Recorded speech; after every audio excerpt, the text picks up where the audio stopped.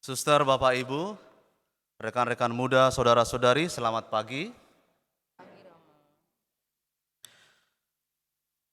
Pada hari Minggu Prapaskah yang kelima ini, kita merenungkan tentang sabda Yesus yang menubuatkan akan peristiwa penting dalam kota Yerusalem, yaitu peristiwa sengsara, wafat, dan kebangkitannya.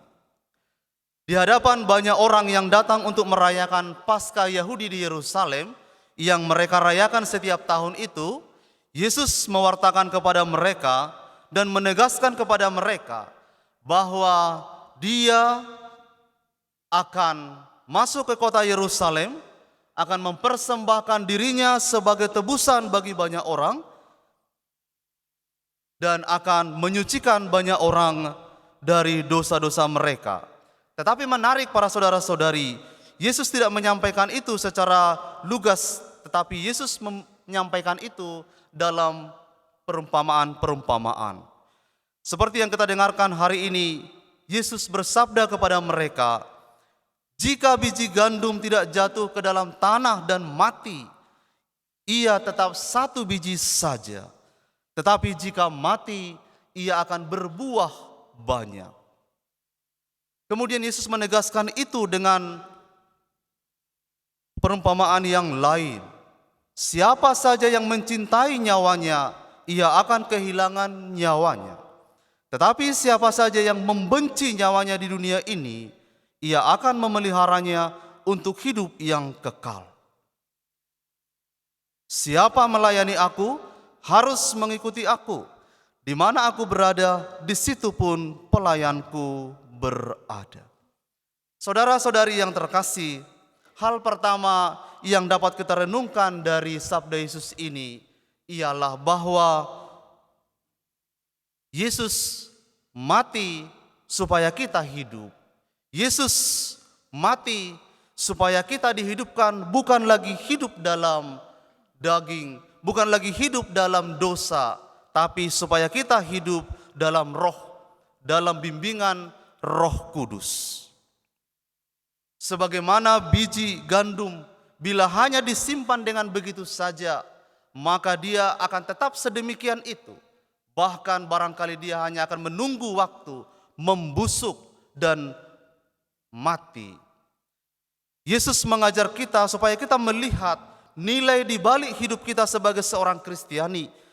Karena Yesus telah mati untuk kita dan menghidupkan kita, maka hidup kita juga kiranya harus berakhir dengan pemberian diri.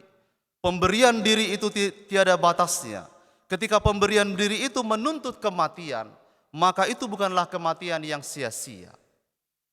Panggilan Kristiani itu bukanlah panggilan untuk menempuh jalan yang lurus tanpa ada jalan yang berbatu dan berliku. Tetapi panggilan Kristiani kita adalah jalan seperti yang dijalani oleh Tuhan kita Yesus Kristus, yang berjalan menanjak, menurun, berbelok, berbatu, kering, gersang, di mana keringat bercampur pasir, di mana darah berlumur darah dan bercampur pasir-pasir penghinaan. Tetapi disitulah Yesus menghidupkan kita, menebus kita. Saudara-saudari yang terkasih, gereja haruslah komunitas orang beriman, di mana kita bukan hanya untuk meraup apa yang dapat menguntungkan diri kita, tapi seperti Yesus ini, gereja tetaplah harus ditopang oleh spiritualitas dengan pemberian diri, pengorbanan diri. Kemudian saudara-saudari yang terkasih, hal yang kedua, Yesus mengungkapkan sesuatu yang barangkali di telinga kita terasa asing.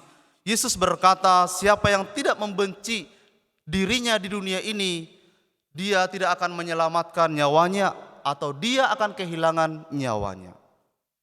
Itu adalah bahasa yang dipakai oleh Yesus, bahasa model semitik yang dipakai oleh Yesus.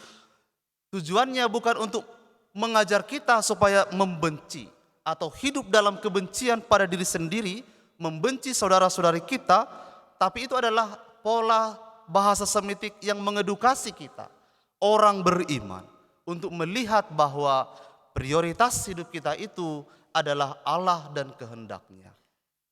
Di tempat lain dalam Injil Lukas, Yesus bahkan berkata lebih lugas lagi, jika engkau tidak membenci orang tuamu, bapak ibumu, saudara-saudarimu, saudaramu laki-laki, saudaramu perempuan, kau tidak dapat mengikuti aku.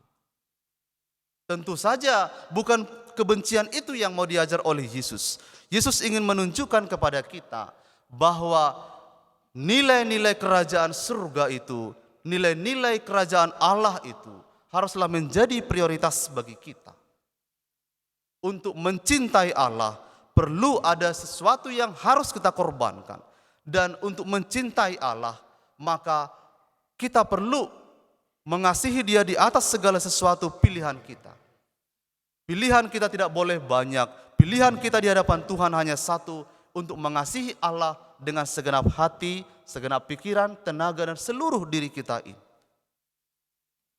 Saudara-saudari yang terkasih, cinta akan Allah, kasih sayang akan Allah, itulah yang menjadi roh bagi kita untuk mencintai yang lain.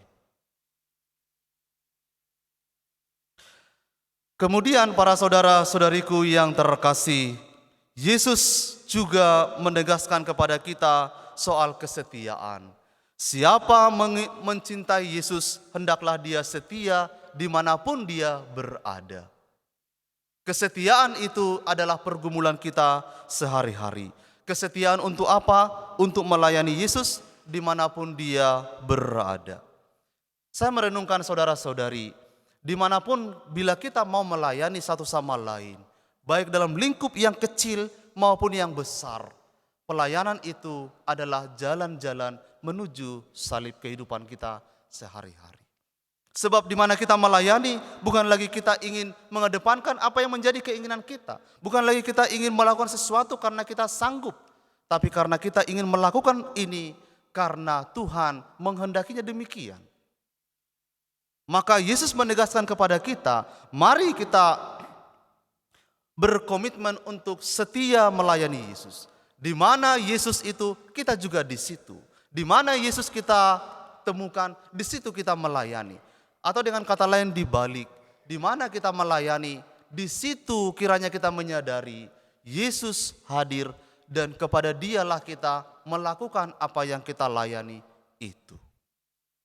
Saudara-saudari, Yesus sendiri telah mendeklarasikan dirinya sebagai Tuhan, bukan yang datang untuk menerima pelayanan, tetapi Yesus datang untuk memberikan pelayanan bagi kita semua dan memberikan dirinya supaya kita hidup bukan lagi dalam dosa tetapi dalam roh. Akhirnya para saudara-saudari yang terkasih, dengan peristiwa salib dan kebangkitan Tuhan itu, kita telah menjadi anak-anak Allah.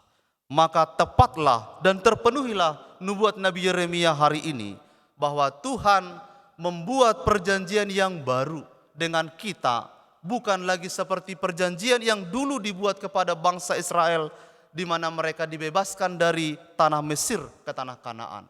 Perjanjian itu telah diingkari mereka. Mereka telah tidak setia dengan perjanjian itu. Tapi perjanjian yang baru yang dibuat Tuhan kepada kita adalah perjanjian dalam Yesus Kristus.